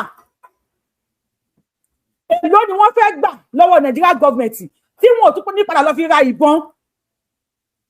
Ó láwọn ti ready fún ogun. Ìsídà kí Nigeria government negotiate pẹ̀lú àwọn àbí káwọn kógun yẹn bẹ̀rẹ̀. Ilẹ̀ Yorùbá are we ready? Yorùbá ṣáà ti ready kógun yẹn bẹ̀rẹ̀ tó àwọn tí wọ́n ní sí pé àwọn ti ready. Bello Túnjí ó láwọn ti ready báyìí. Ó láwọn ti ready ìsídà kí Tinubu kó wá negotiate pẹ̀lú àwọn àbí kógun yẹn bẹ̀rẹ̀. Ó wà nínú pépà láàárọ̀ yìí. So èwo lẹ fẹ́ mú dání ní ọmọ Yorùbá èwo lẹ fẹ́ ṣé kógun yẹn bẹ̀rẹ̀ àbí kí Tinubu bẹ̀rẹ̀ sí ní negotiate. Àná owó tó wá nígbà lọ́wọ́ Tinubu kí ló máa fowó yẹn ṣe. Èyí kò dẹ̀ ṣe bí olórí burúkú. Ààrẹ Gani Adams Ààrẹ Ọ̀nà Kakanfò ẹ pé àwọn ọmọ yín ẹ pé wọ́n ìlara àtọ̀tẹ̀ kò dá nǹkan kan o. Mínísítà jù bẹ́ẹ̀ lọ for now lórí ti gún mi náà èyí Fúlàní bọ́ síbi bí n tiẹ̀ Fúlàní. Mèbúrúdì àmbá. Ẹgbẹ́ àwọn Fúlàní tí wọ́n ń fún Sunday Igboho ní wọ́n ní àwọn bàbá wọn ṣe mítìnì wọ́n fún Sunday Igboho ní wọ́n ní wọ́n ní kó má dárúkọ àwọn mọ́. Eléyìí náà ó lóun ní kinní kan ọ̀túnba bó ṣọ́túnba ilẹ̀ Fúlàní àbọ̀túnba ilẹ̀ Yorùbá wẹ́rẹ́ wọn ló fi ẹjọ́ ọ̀túnba. Sọ̀rọ̀ Yorùbá Wuyì lórúkọ mi. Make it get started. God bless you. Ẹ dúró kí lè fẹ́ ṣe báyìí ní sọmọ Yorùbá wọ́n ní ṣe kó get started àbí kí Tinubu kówó wá so ẹ mú kan ní méjèèjì náà sọ̀rọ̀ ń tiẹ̀. Aliu Mèbúrúdì ambassador Ọ̀túnba Bọ́bàṣèlú assalamu alaikum. Kí àwọn Ọ̀túnba Bọ́bàṣèlú nílẹ̀ Yorùbá Fúlàní jẹ Ọ̀túnba bá ọba ṣèlú. Ẹ jọ ẹ bá wa wá ọba tí bọ̀bọ̀ yìí ń bá ṣèlú papọ̀. Tí kò rí ọmọ Yorùbá kankan fi jẹ Bọ́bàṣèlú tó fi eléyìí jẹ Bọ́bàṣèlú ó ní Bọ́bàṣèlú lòun ìlú èwo. Mo nílò àwọn Fúlàní. ọ̀túnba bọ́ba òun nìkan ló jẹ ọ̀túnba òun nìkan ló jẹ bọ́ba ṣèlú ẹ̀yin agbẹ́lé tí wọ́n ti ń jẹ ọ̀túnba nílùú tí máa yín wà ẹ pé tí yín ti ta torí àwọn ọmọ ọdún ọmọ ẹ̀ lápadà máa jẹ ọ̀túnba nílùú yẹn àwọn ọmọ tí yóò lè gbóòórùn ẹ̀ mọ́ gẹ́gẹ́ bí àwọn ọmọ Àfọ̀njá ò ṣe lè gbóòórùn ọba mọ́ àfitọ́lẹ̀ bàbá wa yí padà ló kù tó pé àwọn ọmọ álímì náà ń jẹ sẹ́ríkì àbí kí náà máa ń jẹ ní àlè wọn lórí so tí yíyan tààtà ọmọ yóò lè jẹ ọ̀túnba mọ́ ọ̀tún ọba the next oyè after ọba bọ́ba ṣèlú ogun dé o wéréré o ogun máa jà o yóò gbọ́ ti jà báyìí ogun ti jà ńlẹ̀ Yorùbá ọ̀túnba bọ́ba ó nìkan jẹ ọ̀túnba ó tún jẹ bọ́ba ṣèlú nílẹ̀ Yorùbá sọ̀rọ̀ wẹ ẹjọ́ ẹ̀kọ́ ṣàṣọ kí lórúkọ ẹ first of all introduction ẹ bá mi like show yìí ọ̀túnba gbé súnmọ́ mi ẹ bá mi like show yìí ẹjọ́ ẹ bá kájọ́ kàn tí ẹ bá mi like ẹ bá mi thumb up lórí show ẹ bá mi share fídíò ọ̀túnba bọ́ba ṣèlú wéréré o ọ̀túnba bọ́ba ṣèlú èdè ìlú wo nìyẹn èdè ìlú wo sọ̀rọ̀ oh my God. orúkọ mi ni Alhaji Saheed Aliu Meburuji ambassador ọ̀túnba bọ́ba ṣèlú assalamu alaikum. kí àwọn lọ́balọ́ba nílẹ̀ Yorùbá àwọn lóyè àwọn lẹ́kànlẹ́kàn a kí wọn púpọ̀ a kú bí ojú ọjọ́ ṣe rí Ọlọ́run níbi kò lè mọ̀ wá pẹ̀lú ọ̀rọ̀ olóyè Sunday Igboho brọ́dà wa. ẹni pé olóyè Sunday Igboho brọ́dà yín nílùú tìbò ọ̀gbẹ́ni wa gbèsànlẹ̀ o. pé wọ́n pé àwọn Fúlàní kan sí ààfin kan lánàá wọ́n ń sọ̀rọ̀ àwọn Fúlàní ò sì lè sọ̀rọ̀ pé tí wọ́n ń sọ kò rí bẹ́ẹ̀ tí gbogbo wa bá wo fọ́nrán tí wọ́n fi sí ojú ayélujára lánàá àwọn Fúlàní tí wọ́n pè síbẹ̀ yẹn wọn ò lè sọ̀rọ̀ torí wọ́n wà níwà bíi pé wọ́n kó wọn ní pápámára láti lè máa sọ̀rọ̀.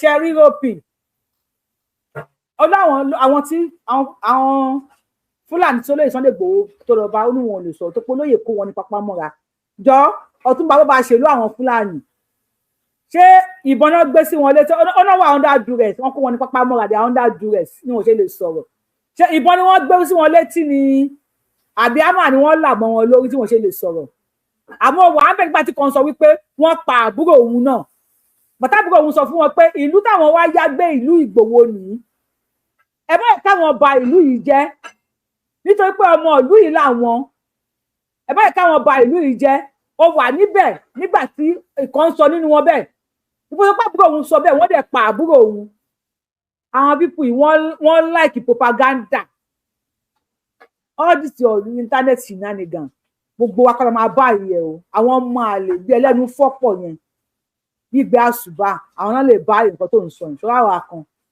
ò lè sọ káwa gbọ́ ọ̀túnba àwọn Fúlàní ọ̀túnba nígà.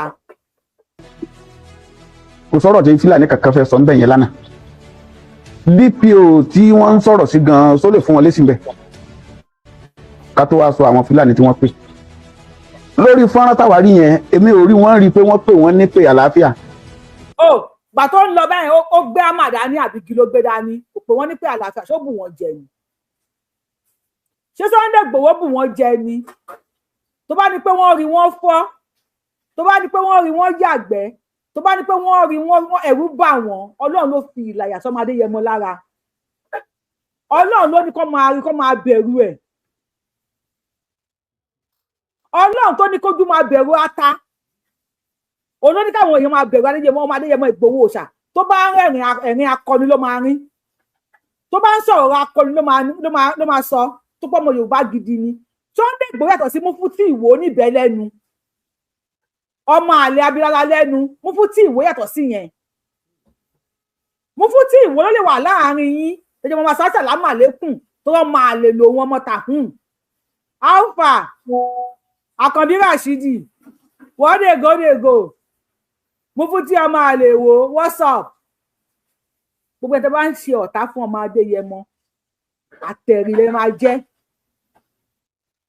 máa bọ́ta a máa debunk irọ́ òfò tẹ́wá yẹ yín wá pa irọ́ àgbákò irọ́ orí ibú tẹ́wá sílẹ̀ ayé yín wá pa wọn ò lè sọ̀rọ̀ tó pọ́n wà under duress ta ló fi handcuff sí wọn lọ́wọ́ tí wọ́n fi lè sọ̀rọ̀ ta ló gbébọn sí wọn létí àmọ́ ẹran aládìsẹ́ máa fọ́ ni ẹ ní fọ́ọ̀kẹ́ ta ló bí ìyá yín tẹ́ ẹ̀ ní fọ́ onírọ́ òfò tó bá ti gbọ́ asàlámù àlékún mo tún kó fẹ́ parọ́ ni mo mọ̀ asàlámù àlékún mo mọ̀ pé ó fẹ́ parọ́ ni ó fẹ́ pa irọ́ ni asàlámù àlékún sọ yẹn mo tún pé lẹ́yìn ẹ̀ irọ́ ló máa tẹ̀lé ó lè sọ nǹkan míì asàlámù àlékún irọ́ ló fẹ́ pa sọ̀rọ̀ wèrè. wọ́n pè wọ́n láti máa bá wọn sọ̀rọ̀ láti ní pé wọ́n kó wọn ní papámára pé tí mo bá sọ lẹ́ gbọ́dọ̀ sí. olóko ńlá bá sì ń ṣe kinní kan fún nílẹ̀ Yorùbá wọn làwọn máa gbìn ni bí ẹni tó jù ní lọ́ bá ń sọ̀rọ̀ èèyàn dákẹ́ náà ni.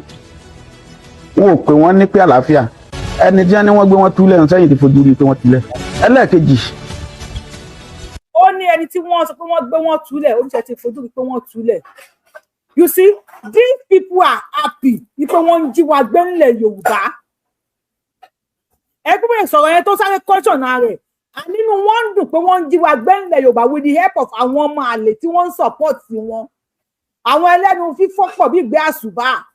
Ẹlẹ́nu bí àkísè ńlá. Ó dọ̀tí bí ìrọ̀rí wèrè. Kódà kò ṣáájò kòjò yá kòjò bàbá Adísí ilé ọmọ. Àwọn bíi tiẹ̀ náà lè máa fọ́ fún yín. Túnbẹ̀ yẹn sọ káwọn èèyàn bẹ gbọ́. olóko ńlá bá sì ń ṣe kinní kan fún nílẹ̀ Yorùbá wọn làwọn máa gbìn ni bí ẹni tó jù ní lọ́ bá ń sọ̀rọ̀ èèyàn dákẹ́ náà ni. Fúlàní tún ń pò. wọn ò pè wọ́n ní pé àlàáfíà ẹni tí wọ́n ní wọ́n gbé wọn túlẹ̀ ń sẹ́yìn ti fojú rí pé wọ́n túlẹ̀. ẹlẹ́ẹ̀kejì tí olóyè Sunday Igboho bá fi lè fún yàn ní 2 hours wọ́n jíyàn gbé wọ́n ti pa wọn kan wọ́n sì lọ sí pálásì wọ́n sì pe àwọn kan wọ́n sì láwọn fún wọn ní 2 hours kí wọ́n fi dá àwọn ènìyàn padà wọ́n sì dá wọn padà ní 2 hours yẹn gbogbo àwọn tí wọ́n pè síbẹ̀ yẹn àtàwọn Fúlàní society yẹn a fẹ́ kí ìjọba ó ṣe investigation lórí wọn. ọ̀daràn lè wà nù Fúlàní bọ́ ọ̀daràn tó wà nù Fúlàní yẹn ló kọ kí wọ́n dárúkọ rẹ̀. lẹ́ẹ̀kejì olóyè Sunday Igboho kí ìjọba bá wa ṣe investigation lórí wọn. torí inú ìbànújẹ́ ni gbogbo ọmọ Nàìjíríà wà láti dòní o. ó ní kí wọ́n bá wọn ṣe investigation lórí olóyè Sunday Igboho ṣá wo ìwọ gan máa ṣe investigation lórí ẹ̀ máa ṣe investigation lórí ẹ̀ ẹ bá wa wá ọba tó fi jẹ Ọ̀túnba ẹ jọ ìlú tó bá yìí ti ń sọ̀rọ̀ ẹ jẹ́ ká mọ̀ ọba tó fi jẹ Ọ̀túnba ẹ fún wa ní picture ọba yẹn ẹ fún wa ní ààfin ọba yẹn ẹ fún wa ní orúkọ ọba yẹn kájú sórí íńtánẹ́ẹ̀tì kábẹ̀rẹ̀ sí ní drag ọba yẹn ọba tó wò sùsùsùsù tí òrò Yorùbá fi jẹ Ọ̀túnba tó fi Fúlàní jẹ Ọ̀túnba ẹ bá wa wá orúkọ ọba ìlú tí ẹni tó ń sọ̀rọ̀ yìí ti ń sọ̀rọ̀ ẹ bá wa wá ọba alákùnjẹ ọba tó ti gba màálù fọmọ torí ẹ̀mí ọmọ Yorùbá ọba alábẹ̀tẹ́lẹ̀ ẹ bá wa wá ọba tó fi jẹ Ọ̀túnba a fẹ́ mọ̀ ọba yẹn anytime wọ́n sọ̀rọ̀ nípa àwọn agbésùnmọ̀mí báyìí these people will come out they are terrorist sympathizers these people they will come out láti fi ọba yẹn àwọn oníkan bẹ́ẹ̀ fà o ọba tó fi ẹ jẹ Ọ̀túnba yẹn ẹ bá wa wá ọba yẹn o ẹ bá mi wo picture dáadáa a fẹ́ rí picture ọba tó fi jẹ Ọ̀túnba Yorùbáwùyí lórúkọ mi fi on TikTok and you want to come on YouTube Yorùbáwùyí náà ni mò ń jẹ́ ẹ bá wà gbọ́dọ̀ láti máa subscribe tẹ́ bá ti ń wọlé tẹ́ bá ti ń ju show lẹ̀ ẹ lè máa rí sọ̀rọ̀ sókè wèrè. society yẹn a fẹ́ kí ìjọba ó ṣe investigation lórí wọn. ọ̀daràn lè wà nù Fúlàní bọ́ ọ̀daràn tó wà nù Fúlàní yẹn ló kọ kí wọ́n dárúkọ rẹ̀. lẹ́ẹ̀kejì olóyè Sunday Igboho kí ìjọba bá wa ṣe investigation lórí wọn. ìjọba bá wa ṣe investigation lórí wọn. àwọn máa tẹ investigation lórí wọn. torí inú ìbànújẹ́ ni gbogbo ọmọ Nàìjíríà wà láti dòní o. wọ́n kó àwọn èèyàn wa ní. wọ́n ní kò ní dáa fún ẹ ní kọ́ ni mo sọ wọ́n ní kò ní dáa fún ẹ àwọn Yorùbá ní kò ní dáa fún ẹ wọ́n lè máa ṣorí burúkú ni. sọ́nà wẹ̀rẹ̀. Igboho kí ìjọba bá wa ṣe investigation lórí wọn. torí inú ìbànújẹ́ ni gbogbo ọmọ Nàìjíríà wà láti dòní o. wọ́n kó àwọn èèyàn wa ní Ògbómọ̀ṣọ́ bí àwọn ọmọ wa l'Ógbómọ̀ṣọ́ bí. àwọn ọmọ ẹ̀ wo sọ́mọ Fúlàní làwọn tọ́kọ ẹran òpònú káwọn ọmọ wa lógo ó tún fẹ̀yìntì ẹni tó fún gbìyà lóní kó ẹni tó fún gbìyà lọtí lóní kó sóyìnbó ní give me another tumbler òpònú ọmọ ẹran. ó lọ oṣù méjì báyìí èmi ò gbàgbọ́ gbogbo wa la mọ ọgbọ́n káfẹ́ràn sẹ́nu káwàtì báwo lèyìn ó ṣe lóun fúnyàn ní wákàtí méjì láti jẹ́ ẹni tí wọ́n ti jí gbé láì mọ iye ọjọ́ tí wọ́n ti pa. ṣáà pé sọ̀rọ̀ délẹ̀ ṣáà pé mọ̀ nípa ẹ̀ máa yí mọ̀ ń pa ẹ̀ o sọ̀rọ̀ sókè ó mọ̀ ń pa ẹ̀. báyìí èmi ò gbàgbọ́ gbogbo wa la mọ ọgbọ́n káfẹ́ràn sẹ́nu káwàtì báwo lèyìn ó ṣe lóun fúnyàn ní wákàtí méjì láti jẹ́ ẹni tí wọ́n ti jí gbé láì mọ iye ọjọ́ tí wọ́n ti pa wọn kan tí wọ́n sì dá. So now you are now ṣe pé wèrè lélẹ̀ àbí ẹ̀ ń pé wèrè ni òun ló sọ nísinsìnyí wípé Sunday Igboho mú kó àwọn ẹni pamọ́ra that they are under duress that's why tí wọ́n lè sọ̀rọ̀ now the same person láàrin irọ́ òkòtòrò òkì pẹ́ dáadáa láàrin ìṣẹ́jú méjì ló tún sọ wípé àwọn tí wọ́n kó wọ́n ti pa àwọn kọ̀ọ̀kan nínú wọn tó ń gbọ́ rẹ̀ ṣe rí wèrè yìí so wọ́n ti pa láboyún wọ́n ti pa ọkọ nínú wọn sọ̀rọ̀ sókè DSS ọmọ investigate yẹ ọba alákùnjẹ tó fi ẹjẹ Ọ̀túnba ní Yorùbá ọmọ investigate òun gan Yorùbá ọmọ Yorùbá máa investigate wà tọ́ba yẹn. ìdá padà láti gbàgbọ́ pé bó ṣe rí náà nìyẹn lórí ọ̀rọ̀ ó ṣe Fúlàní ó ṣe Fúlàní èyí tó kàn mí bẹ́ẹ̀ ni ọ̀rọ̀ Fúlàní tí a mú mọ́ lágbájá ti dáràn ohun tó ṣe ni alákọ̀ọ́kọ́ nu ẹlẹ́ẹ̀kejì ẹ bá wa bí bàbá wa Olóyè Ìgbòho. bàbá ẹ̀ dà. Fúlàní wo lọ́sẹ̀ wọn tí wọ́n fi ń gbẹ̀san lára gbogbo Fúlàní torí tí ò bá ṣẹ̀ṣẹ̀ ń bẹ kọ́lá wọn dákun kó ṣàánú wa ọ̀rọ̀ ṣe kidnapper ṣe kidnapper inú ẹ̀yàwó láti rí wọ́n mọ̀ mú àwọn kan bá dáńjọ́ ní gbogbo àmàlárí àwọn tògbómọ̀ṣọ́ tí wọ́n sọ yìí inú àwọn tí wọ́n máa fọkọ wọn léde àmọ́ gbọ́ orúkọ yóò bá tó máa pọ̀ ń bẹ̀ àmọ́ gbọ́ kí Sunday Igboho àgbọ́ kó lóyè sọ ha lórí ọ̀rọ̀ yẹn nípa àwọn ọmọ Yorùbá àbí ṣé ẹ̀tọ́ sì ni káwọn ọmọ Yorùbá ọmọ jíyàn gbé tiwọn bọ́yẹ̀tọ̀ ní fáwọn tí wọ́n fi lè sọ̀rọ̀ lórí tiwọn tẹ́ẹ̀fí wọn lọ kó ìdààmú ọkàn bá àwọn èèyàn wa tí wọ́n ń ṣiṣẹ́ òòjọ́ wọn nínú ọ̀gá wọn ìgbà tó ti wà ń bẹ̀ for long ẹ nínú forest lẹ wà títí ọ̀dà àárín títì ẹ páàkì ẹ tó convoy àrí ọmọ tó lọ jágbo àríga wọn àwọn tó ń gbẹ́ kọ́mpútà gan káàkiri wọn láwọn ò ráwọn ọ̀daràn wọ̀nyí báwo lẹ́yìn tẹ́ ń lọ létí títì tí wọ́n ráwọn ọ̀daràn àbí ṣé ọ̀daràn làwọn tẹ́ ẹ pè pé kí wọ́n wá láàfin tí wọ́n ti dà yín lóhùn. inú bóyá wà yìí school ló ti lọ rí di lọ́nà ó mọ nípa lọ́ọ̀gán o dẹ̀ mú ọwọ́ pa àwọn tí wọ́n kó l'Ógbómọ̀ṣọ́ Sunday Igboho ò sọ kankan ṣùgbọ́n ó ń bẹ̀bẹ̀ àti ní íńtánẹ́ẹ̀tì ó ń sọ̀rọ̀ ó kọ lẹ́tà sí Ṣèyí Mákindé pé àwọn ọmọ yìí ẹ jẹ́ ká lọ kó wọn Sunday Igboho ò sọ̀rọ̀ nípa ilẹ̀ àwọn Yorùbá tó ń ṣe kidnapper ṣùgbọ́n ó ń sọ wípé ìwọ ọmọ Yorùbá tó bá jẹ́ agbódegbà fún wọn ìdájọ́ kidnapper ìwọ náà máa jẹ́ àbẹ́yìn èèyàn gbọ́ pàtó Sunday Igboho sọ máa gbé fídíò yẹn wá a máa play ẹ̀. ọba tí wọ́n tó fi ẹ̀jẹ̀ Ọ̀túnba a fẹ́ mọ ọba yẹn please kindly investigate this man ẹ bá wa wá ìlú tọba tí màá yìí wà mo fẹ́ mọ ọba tó fi jẹ Ọ̀túnba ọba tó fi ẹ̀jẹ̀ Ọ̀túnba a máa pín fọ́tò wọn sórí íńtánẹ́ẹ̀tì ọmọ Yorùbá mo máa fi wọ́n dára tó bá wù wọ́n fún àwọn máa kọ́ọ̀lù ẹ pé kò fọ̀túnba sílẹ̀ Ọ̀túnba òkìṣòro tó máa ń jẹ́ ńlẹ̀ Fúlàní lọ jẹ́ Ọ̀túnba àwọn Fúlàní àbúkọ́ lọ jẹ́ Ọ̀túnba bandit ìwọ ni wọ́n jẹ ààrẹ bọ́ba ṣèlú nílẹ̀ Yorùbá Fúlàní jẹ ààrẹ bọ́ba ṣèlú ní ọ̀rọ̀ tó ń sọ ayé ti rí hatred ilẹ̀ Yorùbá ẹjẹ́ ńlẹ̀ wa ẹmú ńlẹ̀ wa ṣùgbọ́n ẹ̀ nífẹ̀ẹ́ ilẹ̀ wa omi ilẹ̀ wa ata ilẹ̀ wa epo ilẹ̀ wa ó máa fìyà jẹ yín gbogbo ẹ̀yin tẹ́ pé Sunday Igboho tí ó tẹ́ pé ní ọ̀tá fún yín ìṣẹ̀dá gbogbo àwọn tí wọ́n jí gbé ó máa fìyà jẹ yín ilẹ̀ Yorùbá máa gbóná mọ́ yín ilẹ̀ Yorùbá máa gbóná mọ́ yín wípé ẹ ń jí wa gbé ńlẹ̀ wa àti wá gbọ́dọ̀ sọ̀rọ̀ ilẹ̀ Yorùbá máa ní yín lára sọ̀rọ̀ wèrè. ọ̀daràn làwọn tẹ́ pè pé kí wọ́n wá sáàfin tẹ́ ti dáhùn ọ̀daràn àmọ́ dára ẹ̀ lóhùn lápapọ̀ ẹlẹ́ẹ̀kẹta ń bẹ̀ ni pé bẹ́ẹ̀ bá ti wá rẹ̀ tó ń da màálù ẹ ti sọ ọ́ di ọ̀daràn ṣé gbogbo ibi táwọn bandit ti lọ ṣiṣẹ́ ṣé màálù ni wọ́n dà lọ́bẹ̀. ìyá tí wọ́n dọ́pa ní Ìdó màálù náà dànù fi lọ́dún yìí ó ní ìyapa ẹni tó da màálù tó fi màálù jẹ oko àìmọye àgbẹ̀ ló ti ní stroke àìmọye àgbẹ̀ ló ti kú apàyàn ní apàyàn náà dẹ̀ níyí apàyàn níyí ẹ̀kọ́ rí burúkú lọ síbi tẹ̀sí níbi tẹ̀sí wà ní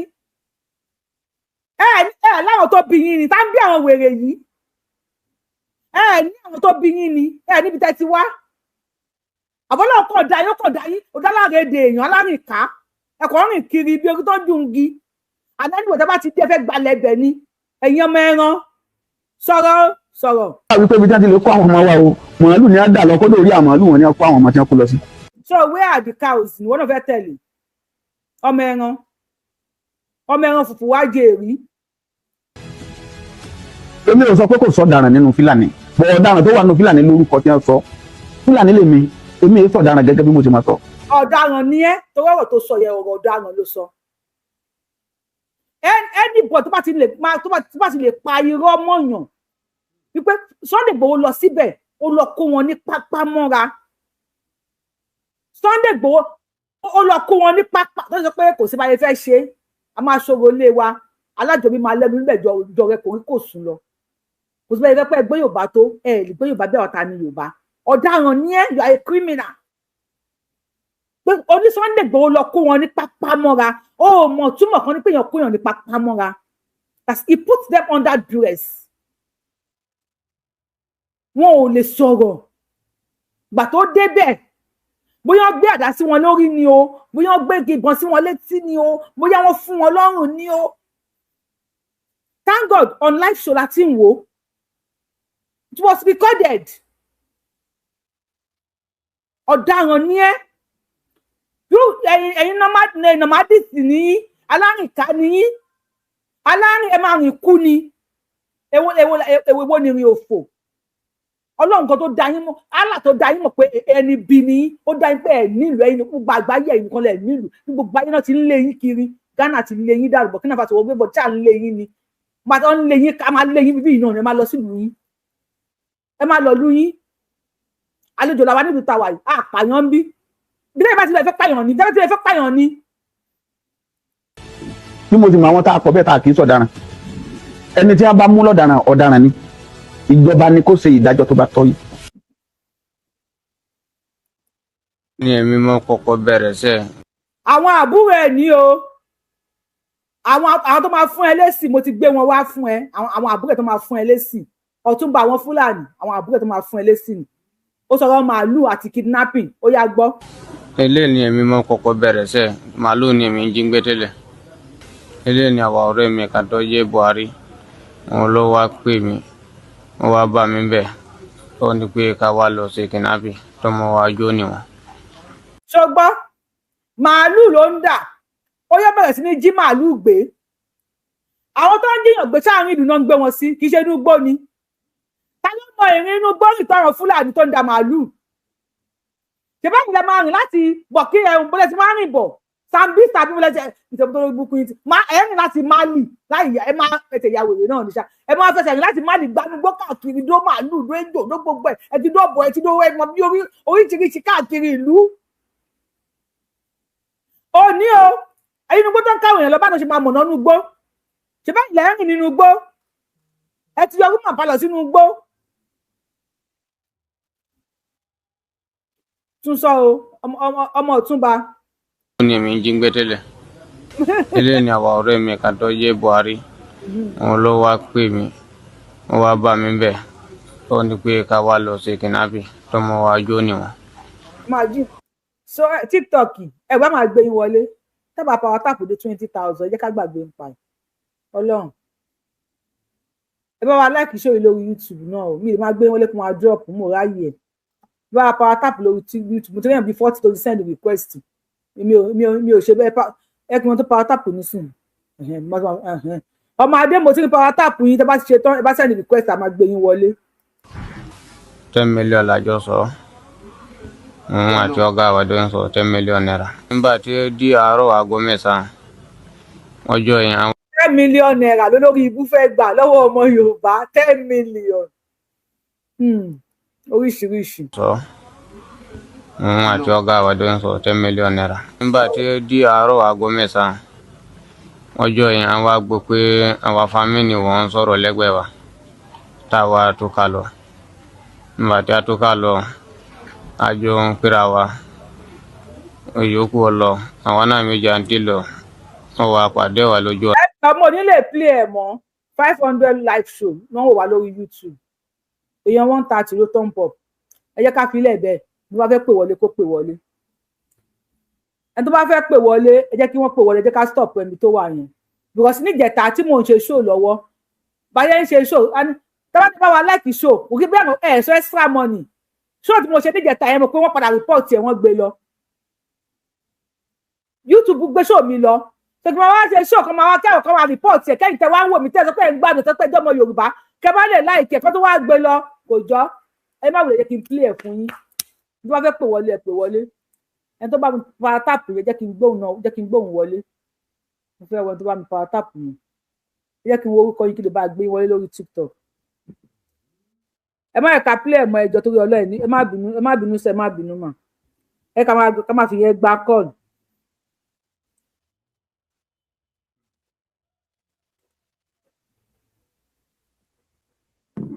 tẹ bá like show yìí tó yẹ kẹ́ like ẹ bí a play tó bí 2 hours show ni àbí bí 10 minutes show ni báyìí bá gbọ́ sókè mà.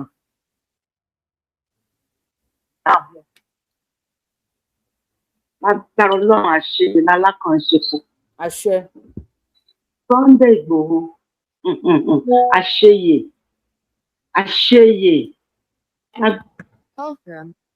Ọlọ́run Olódùmarè tó fi ọ́ ṣe aṣíwájú wa nílẹ̀ Yorùbá. Àṣeyè Ọlọ́run a máa ro ẹ lágbára sí. Àṣẹ. Agbára fún agbára. Àṣẹ. Ìmọ́lẹ̀ kún ìmọ́lẹ̀. Àṣẹ. Ìgbéga kún ìgbéga. Ìṣẹ́gun dé ìṣẹ́gun. Òun lọ́lọ́run máa fi ṣe ti àti gbogbo àwọn tó ń kó lọ sínú igbó. Lágbára Ọlọ́run ó ti di irúnmọlẹ̀ nílẹ̀ Yorùbá. Ó ti di òòṣà nílẹ̀ Yorùbá. Ó ti di àpèsè. Lágbára Ọlọ́run ògo ẹ ò ní wọ ọkùnrin lójijì.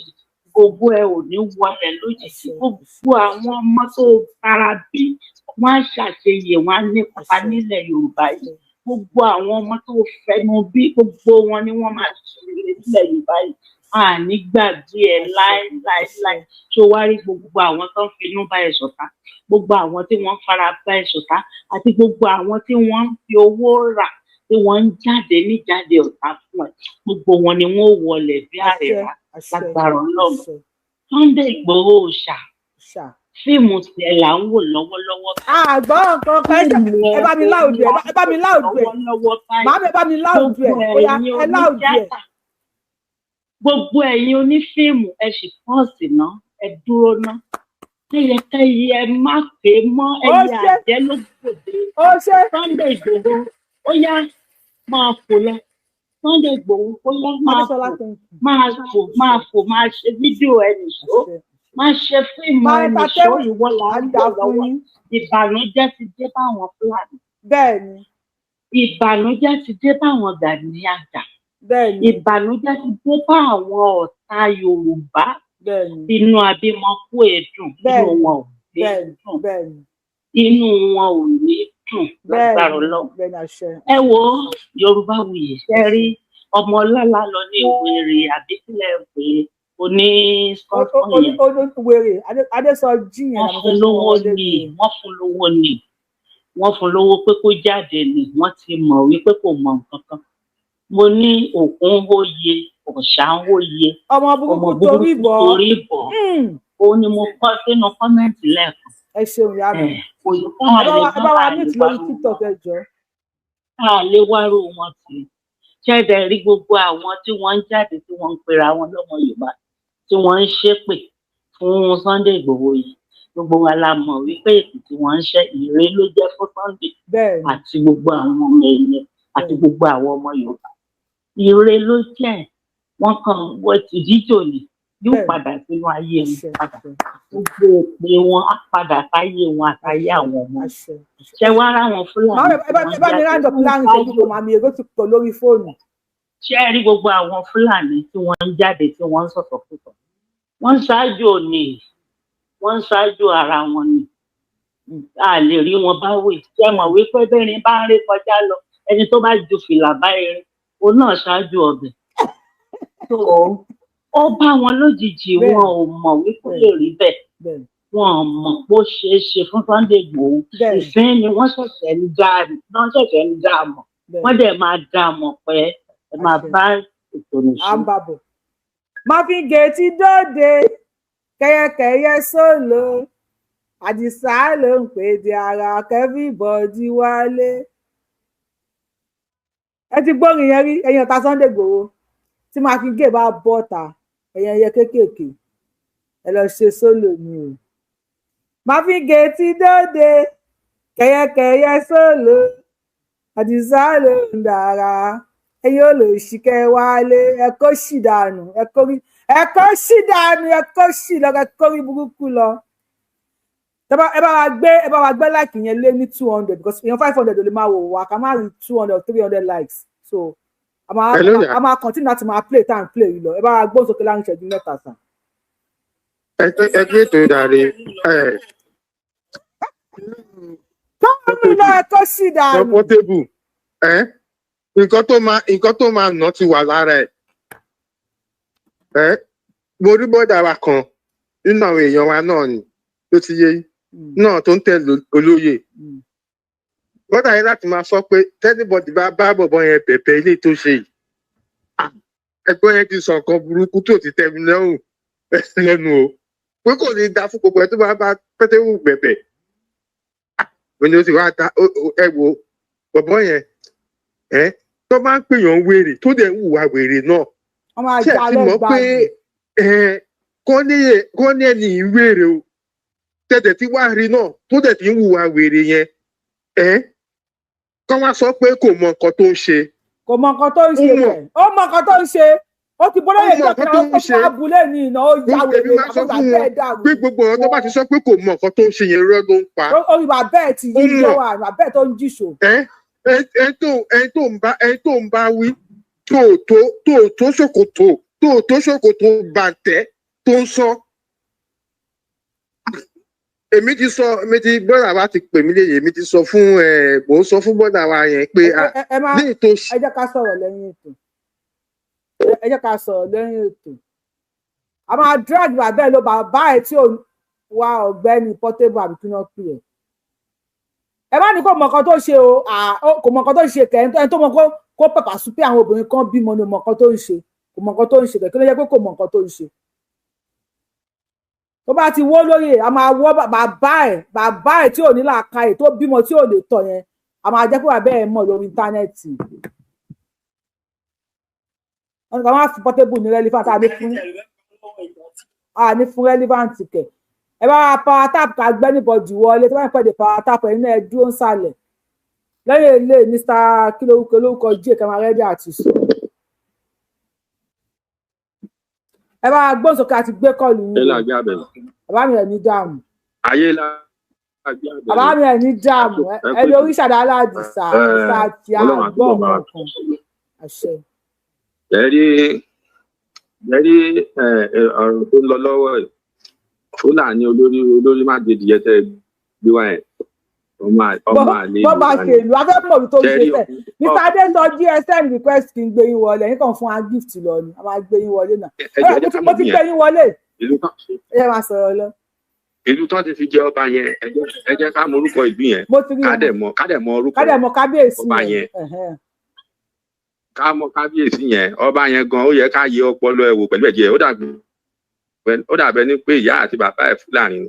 bẹ́ẹ̀ni ọba tó fi Fúlàní jẹ Ọ̀túnba bó bá ṣe ní ọba yẹn máa bèrè lọ́wọ́ ẹ̀ o. irú ẹkùn tó ń lọ lọ́wọ́ báyìí. Sunday ló wà ń jòrò. ẹni tó bá dẹ̀ lórí sọ apá máa pa ni ẹni tó bá dórí sọ. wọ́n ní tọmọdé bá borí sọ̀rọ̀ kó ìrókò àpò tọmọdé bá dárí sapá apá gbogbo ẹni tó bá ní báwo ni ti Sunday Igboho ṣe máa jẹ igbó rere ni igbó nígbó là ń gbóhùn ṣòkò tí bí yẹn ṣe máa jẹ nìyẹn àṣẹ wà lẹ́yìn yẹn ti gbọ́dọ̀ ẹ rí Fulani yẹn ọ̀rọ̀ ẹ sì wà lórí nínú kúlà o àìtúmọ̀ a máa tún play a máa gẹ̀ẹ́tì ọba tó fún ní oyè yẹn a máa gẹ̀ẹ́tì ọba yẹn. ọ̀rọ̀ ẹ máa dàbí ọmọ tó kọrin tá a ṣe ń gbọ́rin yẹn lénìí pé Tinubu ẹ bá wa túlù ṣe ìyá yìí tó gẹ bọ́rọ̀ ẹ ṣe máa jẹ́ nìyẹn so bọ́rọ̀ ẹ. ọ̀dà ẹ ṣe nǹkan olórúkọ jẹ́ ìyá ẹgbọ́n sókè olórúkọ jẹ́ ìṣẹ̀wà ń bẹ̀ ẹgbọ́n sókè olórúkọ jẹ́ ẹgbọ́n sókè ìṣẹ̀wà ń bẹ̀. ẹyẹ gbóhùn sókè ẹ kú dédé àsìkò ó lọ máa bá wa ṣe ní Ọlọ́run ò lè fún mi ṣe o àṣẹ ó yá ẹ bá wa pa tápà gbé yín wọlé. ìfọlọ́nṣàánú wa ni wọ́n lọ wa o ṣé inú rí ẹ̀rí fídíò tí ẹ̀wọ̀ fídíò kan fídíò tí wọ́n play yẹn wọ́n gbọ́ pé bàbá wọlé gbogbo wọn dẹ̀ sàpò nínú ibẹ̀ yẹn kẹ́ bá mọ̀ pé ṣọ́wọ́ wọn gbogbo mọ̀. wèrè mọ mọ́tò náà. ṣé kò jẹ́ kí wọ́n ṣe fún mi wọ́n dáná lọ́wọ́ ni o. àní wèrè mọ mọ́tò. wọ́n dáná lọ́wọ́ ni o. olórí ibú wọn kọ ìyá ìwèrè mọ mọ́tò. bẹ́ẹ̀ a máa play ẹ̀ a play bẹ́ẹ̀ káwọn èèyàn power tap ní ká play lóòótọ́. orí ọmọ Yorùbá náà dẹ̀ ti pè náà ṣe rí nǹkan bẹ́ẹ̀ yẹn ọkọ̀ gbọ́ pé èèyàn ti dé lásán kò tí wà bá yín o. ìjayà wà ìjayà wà.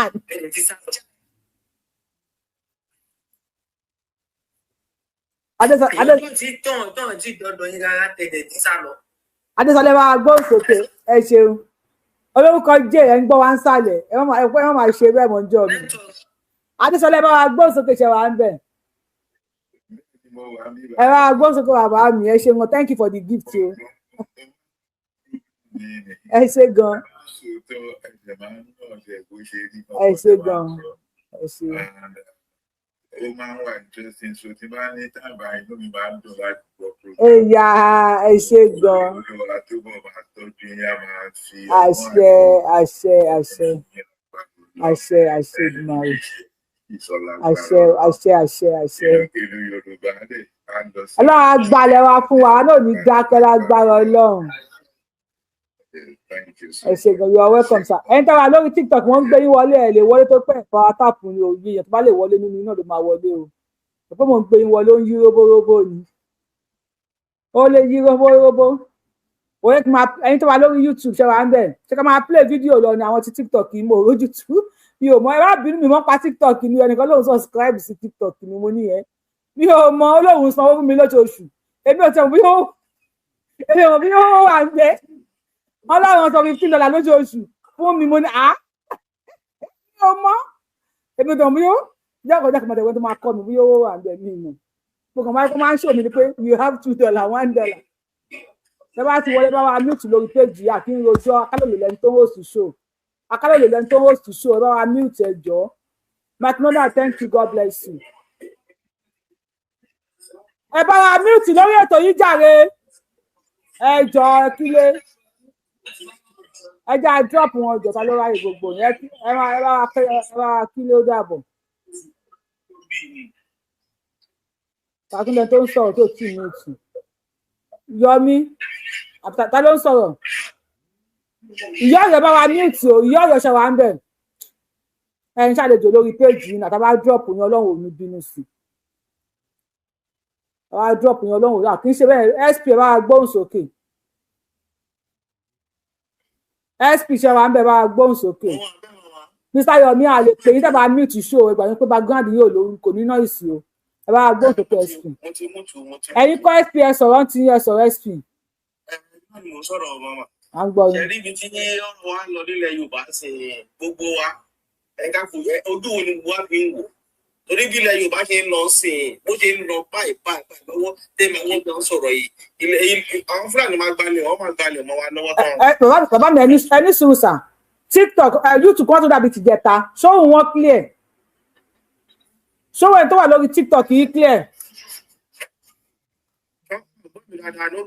ẹni sùúrù ẹ̀yin kan ṣẹlẹ̀ níjẹta tó pé àwọn akànṣe show bíi 2 hours táwọn àtàwọn tó lórí TikTok. tó ń gbé YouTube mi lọ God bless you. wọ́n ló clear ó yẹ ẹ máa sọ̀rọ̀ wọ́n ló clear lẹ́yìn.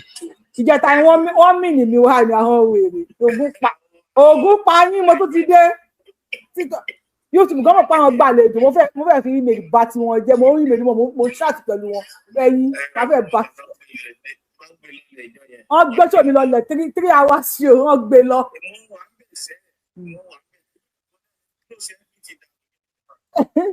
So à ń gbọ́ yín sẹ́bà wàdá ṣètò.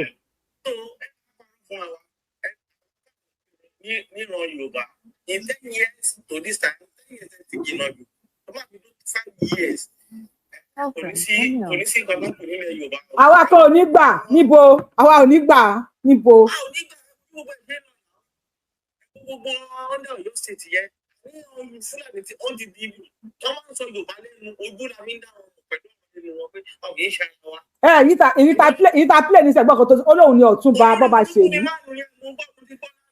Ọ̀túnba bọ́ba ṣèlú ilẹ̀ Yorùbá Fúlàní. Olórí burúkú èèyàn ni. Yorùbá bá tó ń fẹ́ yàwó wọn nífẹ̀ẹ́ ìyàwó ní gbogbo fi ń torí àgbàdá. Ilẹ̀ Yorùbá ti ń lọ ó ti yí ilẹ̀ Yorùbá ti ń lọ síbi tí ò tàn ní rí mọ́nú ayé. Ọlọ́run bá wà gbàgbẹ́.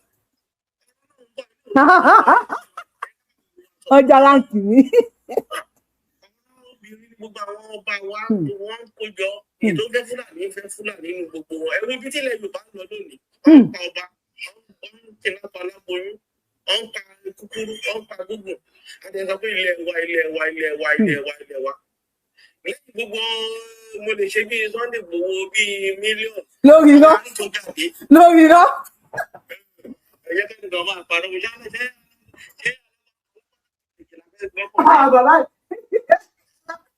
Bàbá yìí ò dá. Ẹ bá sọ wọ́n ní mo wà pẹ̀lú ní òun fẹ́ mú mi ní o. Ti ṣífù Sunday Igboho tẹ̀ ń wò yẹn gbogbo ẹni tó ń gbẹ́ tó máa kúrò ètò yìí gbọ́. Tí à ń sọ ipò sanwó ilé nínú ìlú tèmi wà yìí. Ṣé jẹ́ kan tí mo sọ yẹ yín? Kò sanwó ilé the same country lè máa ti ẹ̀jọ́ wà. Chief jẹ́ kan tí mo sọ yẹ gbogbo àwọn ọmọ ẹ̀ citizen ìlú yìí ni ìyàwó ẹ̀ citizen ìlú yìí ni. Àwọn náà mọ̀ ọkàn ń bẹ ni wọ́n mọ̀.